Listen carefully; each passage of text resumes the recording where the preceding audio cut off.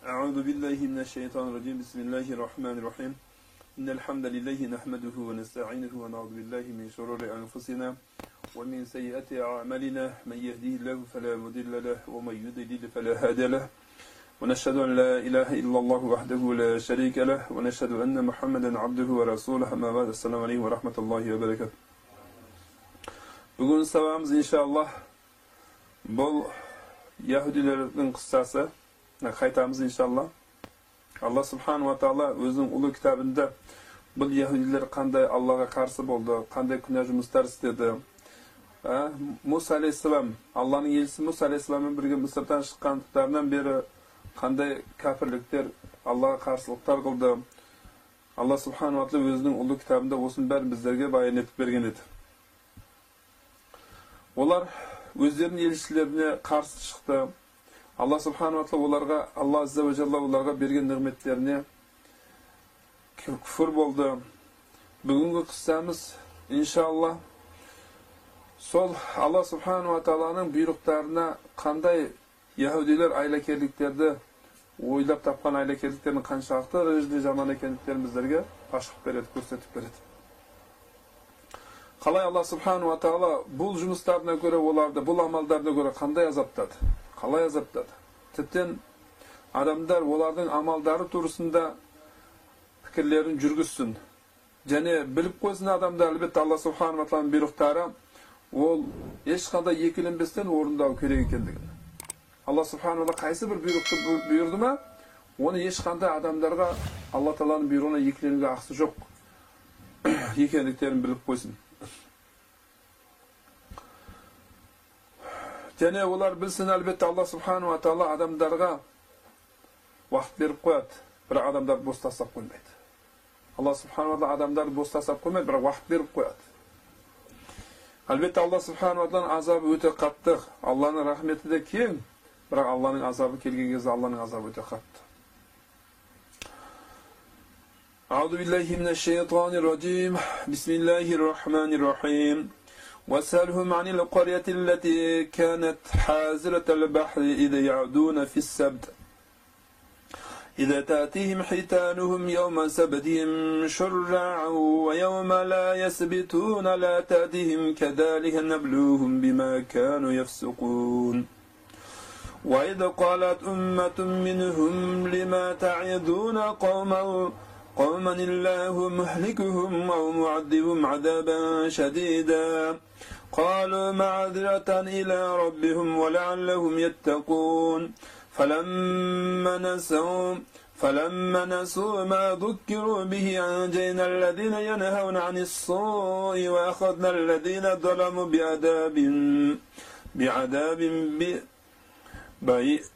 بعذاب بئيس بما كانوا يفسقون. Sadakallahul azim. Tengizin жағасында болған ауыл турысында олардан сұраңыз дейді Allah subhanahu wa ta'ala. Бұл Яһудилерден сұраңыз теңіздің жағасында болған ауыл турысында. Олар сенбі күні сол неге теңіздің жағасына келсе, теңіздің балықтары сенбі күні оларға топ-тобымен келетін еді.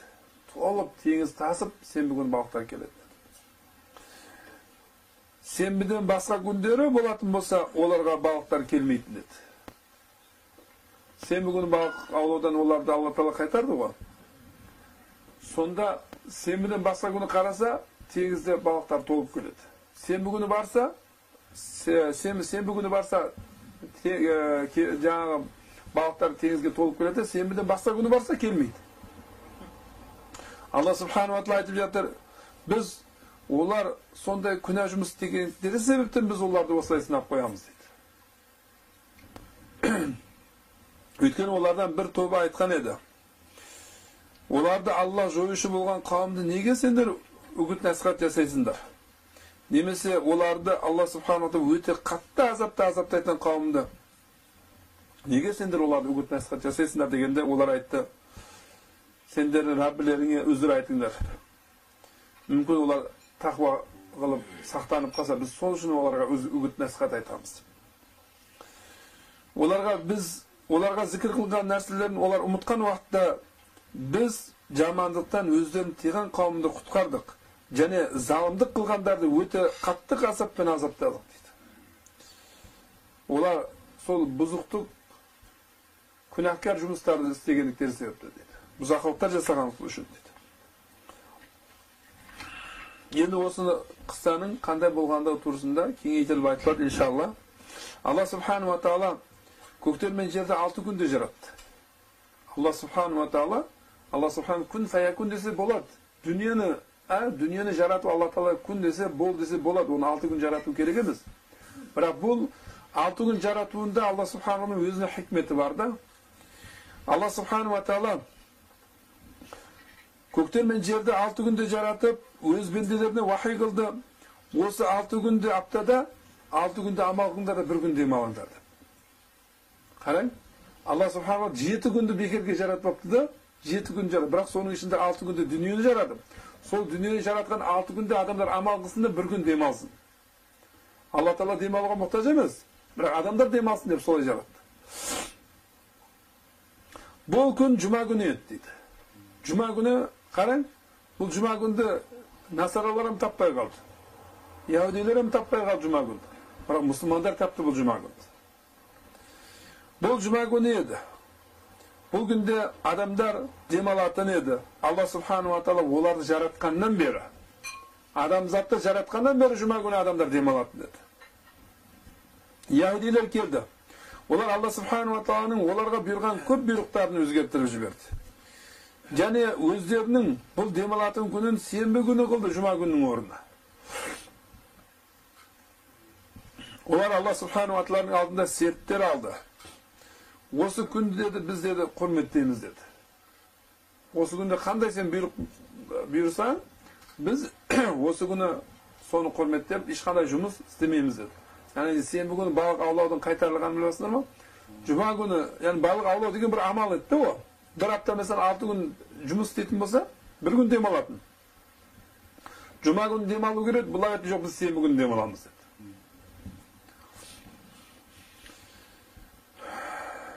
Ешқандай бұл күні біз жұма күні күн батқаннан бастап, тіптен сенбі күні күн батқанға шейін ешқандай амал қылмаймыз деп серт алды. Алла субхану ва тағала осы бұйрықты олардың үстінде орналастырды. Оларға егер осы сертке қарсы келсеңдер, өте қатты азаппен азаптаймын деп Алла тағала уәде берді. Яһудилер теңіздің жағасында Ила деп аталатын бір ауылда өмір сүретін еді. Олар өздерінің шариғаттарын құрмет қылатын еді, Алла тағалаға серт берген. Олар сенбі күні келетін болса, әрқашан ешқайсысы амал қылмайтын еді. Сонда сол ауылдың адамдары өздерінің ауылдарының, сенбі күні өздерінің ауылдарының теңіздің жағасында балықтардың өте көп болатынын көрді. Сенбі күні қараса, сондай балықтар тасып кетіп жатыр. Көрініп жүрді. Басқа күндерде балық көрінбейді. Бұлардың өмір сүрулері сол балық аулауға, сол теңіздің жақсылықтарын жеудің үстінде болатын еді. Сондай дамып барды, Алла субхану ва тағала бұл ауылдың иманын тексеруді қалағанға шейін осылай тұрды. Шариғаттары олар үшін, өздері осы сенбі күні ешқандай амал қылмаймыз деп серт беріп қойған шариғаттарын қандай ұстайды екен? Осыны Алла тағала тексергенге шейін осылай давам етіп тұрды. Алла субхану ва тағала өзінің құдіретіменен, өзінің ұлықтығыменен сол бұл Ила деген қаланың тұрғындарының алдында апта бойы балықты жасырып қойды да, тек қана балық көрінетін қылып қойды сенбі күні. Бұл да бір сынақ етті. Алла субхану ва тағала сенбі күні балықтарды көрсетіп қойып, басқа күндері көрсетпей болды. Үлкен бір сынақ болды. Балықтардың барлығы бұл қаланың жаңағы теңіздің жағалауларына жиналатын еді. Судың үстінде секіретін еді балықтар бұлай, ойнайтын еді. Соншалықты дәрежеде еді, жаңағы балықтарды көрген кезде, бұл кемелер ме екен деп қалатын еді. Сонда секіріп, үлкен балықтар кетіп секіріп, теңіз жағасына келген кезде бұл кемелер ме екен деп қалады. Яһудилер оған қарап тұратын еді, бірақ аулауға шамалары жетпейтін еді. Өйткені бұл күнде, сенбі күнде оларға аң аулау balık aulау haram edi. Yahudilerдің бірі жұма күні пікірлеп отырды. Не қылсам екен деп та. Сөйтіп, әр бір сенбі күні жағаға балық келуі өте бір таңғажайып нәрсе ғой деді. Бірақ мен осы күні оны аулауға қадір емеспін. Кейін басқа күндер балық көрінбей қалады ғой деп ойлап отырды. Сонда шайтан Яһудидің бұл естіген нәрсесінен қуанып, оны азғыра бастады шайтан. Не үшін сен деді, жұма күн деді, күн батудан алдын деді, торыңды қоймайсың деді. Жұма күн күн батқаннан бастап қоюға мүмкін емес еді ғой. Жұма күні сен неге күн батқаннан алдын торыңды қоймайсың деді. Кейін жаңағының үстіне деді, ауыр тасты қойып қой деді, көрінбесін деді, тордың жібіне деді. Кейін ана тор деді, балықты ұстай берсін деді, бір өз деді. Кейін сен бүгін күн батуына шейін қарағын деді. Сен бүгін күн батуына шейін мүмкін емес еді ғой. Тор ұстаған нәрсен кейін алып кетесін деді. Сонда өте тәтті балықтан жаңа етті жейсін деді. Жаңа Яһуди бұл шайтанның пікірінен қуанғаннан қолдарын жаңағылай былай неғып, қуанып орнынан тұрып, сол күні неге барды? Теңіздің жағасына барды. Үйіне барды да сол жағындағы жұма күні жағаны қойып қойды да, енді сенбі күн кешесін күтті. Яһуди сенбі күннің батуын қарап тұратын еді. Кейін сол күннің барлық ибадаттары бітіп, сол сенбі күні кеші күн батқаннан кейін бір отынды алды да, бұл жаңағы балықты қуыруға қазанды отынды бәрін дайындап қойды. Күн батты, Яһуди жүгіріп барды теңіздің жағасына. Сөйтіп жаңағы тордың жібін тартып алып еді, торды көтеріп еді, өте ауыр халде тапты. Сонда ананы тартуда давам етті. Тіптен соның ең ақырында бір үлкен бір балық шықты. Оны алды да тез үйіне жүгіріп алып барды жаңағы. Сөйтіп от жағып, өзі жаңағы ненің аулаған балығын қуыра бастады. Кейін оны үйінде оны жеді. Өте өзінің ақылдылығына, шайтан оның суарған айлакерлігімен, өзінің ақылымен таңданып күлетін еді. Сонда рахаттанып күлетін еді. Шайтан оған берген пікірден масаттанып күлетін еді. Оның жанында тұратын Яһудилер, ол істесе де ғой, ешкім балық ұстай алмай жатыр. Сондай бір иіс ұрып тұр. Қуырған балықтың иісін одан келіп сұрады. Сонда олар айтты, бұл деді, балықтың бірінің алдыңғы терілері деді. Сол отының арасында қалып кетіп, ол жанды деді. Алдыңғы балықтың жаңағы нелері, қалған нелері деді. Бүгін сенбі күн болса мен қайтып балық ұстаймын деді. Кейінгі жұма күні келді. Яһуди енді жаңағы бірнеше торды қойды. Бір тор емес, бірнеше торды қойды. Сөйтіп оны теңізге атты.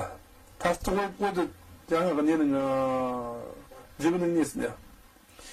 Сөйтіп жаңағы жіп туры судағы не сияқты, жылан сияқты бетіп қимылдап тұрды. Әр оны сенбі күні кеш күні жаңағы жинап алуды күтіп тұратын еді. Яһуди өзі ұстап алған балықтарды жинап алды. Сөйтіп оларды үйіне алып барды. Олардың бірін қуырып жатыр еді. Басқаларын сол келесі әр бір күні жеу үшін сақтап қойды. Біреуін сол күні жеп жатырды, әр күні жеу үшін басқаларын сақтап қойды. Адамдар балықтың, қуырып жатқан балықтың иісін сезіп жүгіріп келді алдына. Сен бізге бүгін біз иіскеп жатқан нәрсе күйіп жатқан балықтың терісі деп ешқашан айтпаған, терісінің иісі деп айтпаған деді. Сонда ол айтты, мен сендерге шындықты айтайын деді, хабарын берейін, отырыңдар деді. Қауым оның айналасына отырды. Оларға сонда балықты аулап жатқанын қалай аулап жатқанын оларға пікірін хабарын берді. Сонда бұл амалмен олардың бәрі қанағаттандырды. Яғни біз деді, бұл ісімізбен Аллаға асып отқан жоқпыз деді. Жұма күні қойып жатырмыз, оны жексенбі күні алып жатырмыз, сенбі күні алып жатқан жоқпыз.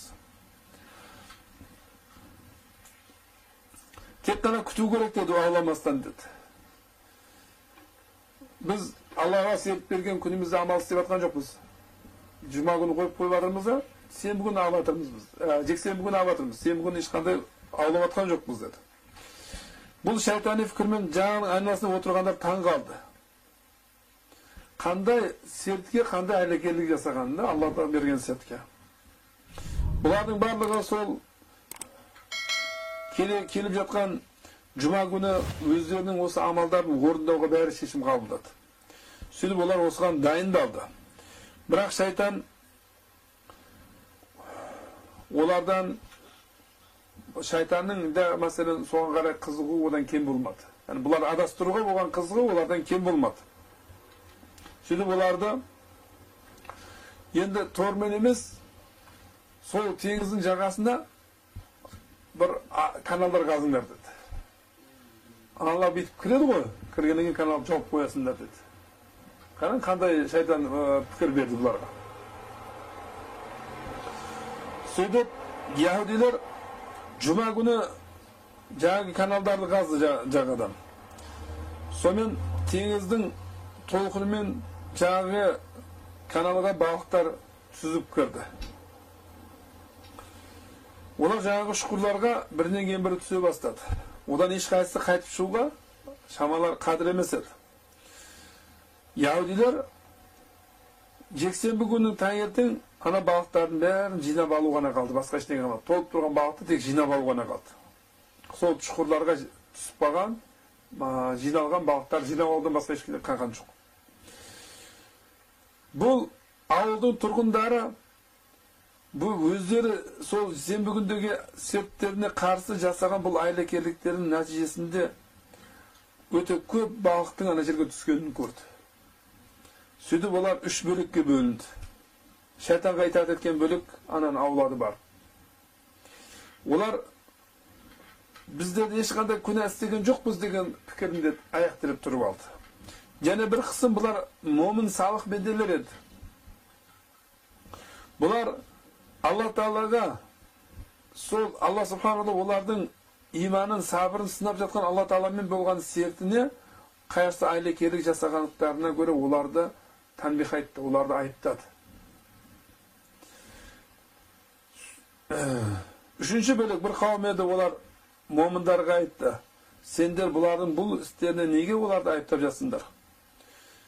Олар өздерінің күнәларын біліп тұр ғой бұлар деді. Әлбетте Алла Субхану ва Тағала сенбі күнде бұл, яғни бұл қайтарған жоқ та бұлар. Біліп тұрып істеп жатыр ғой бұлар деген үшінші пырға болды да, бір топ жоқ бұны қайтару керек деп қайтарды да, сендер не бұлай істеп жатсыңдар? Ақыр біз Алла Тағалаға серт бергенбіз ғой. Күндер өтті. Яһудилер Алла Тағалаға болған аһдіне осылай қарсы келуіне давам етті. Бұлар әр апта осылай балықтарды ұстайтын еді. Салық бенделердің насихатына құлақ салмайтын еді. Бұл Аллаға болған аһдқа қиянат қылудан тыйылыңдар деген. Бұлар сондай қуанышты еді. Өздері істеп жатқан амалдарынан сондай қуанышты еді. Бұлар білмейтін еді Алла Субхану ва Тағала олар үшін дүние және ақиретте сақтап қойған азабын білмейтін еді. Момындар, бұл ауылдың тұрғындарынан болған момындар, біздерді мына залым, Аллаға асы болған залым қауымның жанында тұрмайық, бұл жерден көшіп кетейік деп шешім қабылдады. Алланың шариғатына бұл айлакерлік ойлап тапқан, айлакерлік қылып жатыр Алла шариғатына қарсы. Осындай қауым, залым қауымның жанында біз өмір сүрмейік, бұл жерден көшіп кетейік деп салық бенделер шешім қабылдады. Сөйтіп олардан ұзаққа көшіп кетті. Өздеріне жаңа басқа мекенде ана ауылды тастап басқа мекеннен басқа үйлерді құрып алды өздеріне. Аллаға асы болғандардың өздері ғана жаңағы ауылда өмір сүріп жатты. Яһудилер бұл Allah'a karşı bulgan günahkar bul Yahudiler özlerinin amallarında devam etti Arap'ta da. Bular balıklarga sol jandagi her cuma gününde жаңағыдай kanallarda kazıp, şunkurlarda kazıp koyup koyat edi de jeksenbi günü жаңағы balıkları жинап алатын edi. Sonda mo'minlar qaradi. Bir günü Yahudi asiylar tengizga juma günü chiqmay qoldi. Adetleri сияқты. Balık avlaw uchun chiqmay qoldi. Sonda ularning keybirovi ana avga joy hech kimda sezdirmay kirdi. Ne bo'ldi bularga ko'raylik deb. Sonda жаңағы avga joylab kirgan odamlar ana qaytib keldi. Avulda hech kim yo'q dedi. Bir odamzat yo'q dedi. Hech kim yo'q avulda. Bo'sh tur dedi. Sonda mo'minlarning barligi avga qarab bari asıqdi. Bularga ne bo'ldi soni ko'raylik deb. Sonda avulda kirgen adamlar joy bildirmay kirgen adamlar sifatlaganda avulda bo'sh qoldi deb. Hech kim yo'q. Sonda ular uyning ishine qaradi. Sonda kenetten avulun turgundары үйдің ішінде отыр екен шықпастар. Бірақ барлықтары маймылға айналып қалған екен. Алла субханалла олардың бәрін өзгертіп жіберген екен. Сөйтіп маймылға айналдырып жіберген екен. Allah. Sonda олар көздерін туысқандарына жүгіріп келетін еді дейді. Маймылға айналғандарда. Сөйтіп жаңағы туысқандарын келіп бір бұлай сипайтын еді. Жылайтын еді де сипайтын еді. Маймылға айналғандар. Туысқандар бірақ оларды танымайтын еді. Туысқандар кет ана салық бенделердің ішінде туысқандары бар екен да. Солар келгенде өзінің туысқандарын танымай қалды да, маймылға айланып кеткен туысқандарын танымай қалды. Ya Allah. Содан кейін бұл маймылға айланғандар 3 күн өмір сүріп, 3 күннен кейін барлықтары өлді дейді. Кейін Алла Субхану ва Таала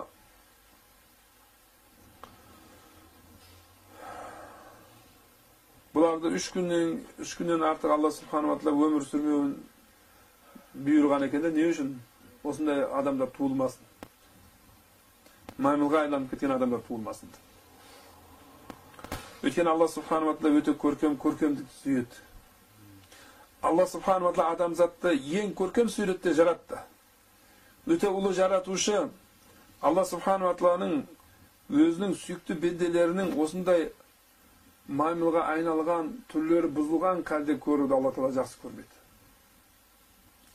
Яһудилер Аллаға аси болғандықтан, сабыр қылмағандықтан, Алланың үкіміне айлакерліктерді ойлап тапқандықтан, бұл яһудилер дүниедегі Алла Тааланың азабына жетті. Бұларға олардың дәметулері, олардың ешқандай бұларға пайда берген жоқ. Бәлкім олар ойлап тапқан нәрсесі өздері үшін осы дүниенің өзінде бір қайғы қасірет болды. Ақыретте Алла Тааланың және үлкен азабы бар.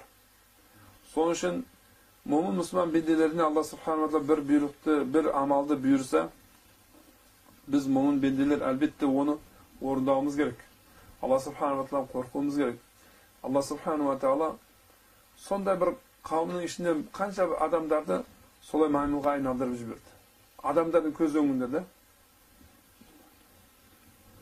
kança adamlardı bu dünyada Allah Subhanahu wa Taala'nın bir sınavı kelетін bolsa, kafir bendelerin осы dünyanın özünde azaptao üçün keledigen ol sınak. Mo'min bendelerin üstüne kelетін bolsa, sınav üçün keledigen. Mo'min bendelerin üstüne kelетін bolsa, sınav üçün keledi. Bırak kafirler üçün gelетін bolsa azap üçün geledi. Azaptao üçün, осы dünyanın özünde azaptao koyu üçün. Sonuç için bizler Allah Subhanahu wa Taala bizlerge sonda duanı öğretti. Rabbena atina fid dunya hasana ve fil ahireti hasana ve qina azaban nar. Ey Rabbimiz bizge осы dünyanın жақсылығын bergin. Ahiretin жақсылығын bergin. Bizleri dozaq azabından saqtagın. Allah Subhanahu wa Taala adamlar mаған осы дүниені берсе болды дейтін қанша адамдар бар да, ақыретте мен үйтпейме, бүйтпейме. Сондай адамдар айтады, сондай осы дүниенің өзінде бір 3 күн, 4 күндік қатты аурулар береді Алла Таала. sonda katlı avrularda beredi. Sonda ne jany çıkıp ketmeydi? Denesinin jany çıkıp ketse, ölüp ketse, osu dünyanın azabından kutuladı da ol adam. Bırak Allah Taala sonda avrudu berip koyat da, sonda kıynaydı da jany çıkıp ketdi adam. Sonda avru jany çıkıp keteyin dep turat da, bırak jany çıkpaydı da. Sol кезде men arjakты körüp keldim dep jatat da adamlar. Arjaktın azabı bu dünyanın azabından salыстырып bolmaydı aqanlar. Arjaktın azabın dünyanın azabından salыстырып bolmaydı. Dünyanın azabına şiday almay kalamız biz ha? Sonuç için Allah subhanahu wa ta'ala osu dünyada hem azaptan saktavdı. Ahirette hem azaptan saktavdı. Osu dünyada hem jakşılıkты berdi. Her bir akıldı bende suraytın narsede, her bir akıldı bende Allah Teala'dan ya Allah'ım, magan osu dünyada hem jakşılık ber. Ya Allah'ım magan ahirette hem jakşılık ber. Ya Allah'ım meni özün, bizlerde özün dozak azabından saktadı. Bizlerge bul üçün Allah subhanahu wa ta'ala bizler orunday almaytın amaldar buyurgan yok. Tek kana bizler Allah subhanahu wa ta'ala buyurgan birinci iman, ikincisi namaz, üçüncüsü oraza, dördüncüsü zekat bay adam bolsa, beşincisi hac şaması jetse. Qarang, zekatda her bir adamga farzlık koygan yok da Allah subhanahu wa ta'ala. Zekatda bay adamga farzlık koydu. Hacda her bir adamga farzlık koygan yok Allah subhanahu wa ta'ala. Hacga barıp kelüge şaması jetетін adamga farzlık koydu. Barıp kelüge şaması jetетін adamga men istete ileyhi sabil. Kim oğan joluna şaması jetse dep koydu. Allah subhanahu wa ta'ala bendelerine la yukallifullahu nafsan illa wus'aha. Allah subhanahu wa ta'ala hiç bir janga yüklegen yok, tek özü kötere alатын amalды yükledi. Mine osu amaldardy orundasak, elbette mu'min Müslüman ahli sünnet ve cemaatın akidası havf ve reca. Beynel havf ve reca. Yani kavp bilen ümittin arasında ömür sürüp. Allah'ın azabından kavpte bolumuz gerek. Men namaz okup atırken, men oruza tutup atırken cennet magan burun degen senimde emas. Belkim bu Allah subhanahu wa ta'ala surab ya Allah'ım osu namazlarımda kabul kıl. Meni özün keşirgen bindilerin katarına koskun degen. Allah'dan azabından korkup, Allah'ın cennetten ümit kılıp, nasıl ömür sürümüz gerek. Ve ahiru davana elhamdülillahi rabbil alamin amin. Rabbena taqabbal minna innaka antas samiul alim ve tub aleyna ya Mevlana innaka antat tawwabur rahim. Rabbena la tuzigh qulubana ba'da idh hadaytana ve hab lana min ladunka rahma innaka antal vehhab. Rabbena ighfir lana dhunubana ve israfana fi amrina ve thabbit aqdamana wansurna ala al-qawmil kafirin. اللهم اغفر لنا ولوالدينا وللصالحين وجميع المؤمنين والمسلمين والمسلمات الأحياء منهم والأموات إنك سميع الدعوات ورفيع الدرجات ومنزل البركات ويقود الحاجات ربنا آتنا في الدنيا حسنة وفي الآخرة حسنة وقنا عذاب النار وصلى الله تعالى على خير محمد وعلى آله وأصحابه أجمعين برحمتك يا أرحم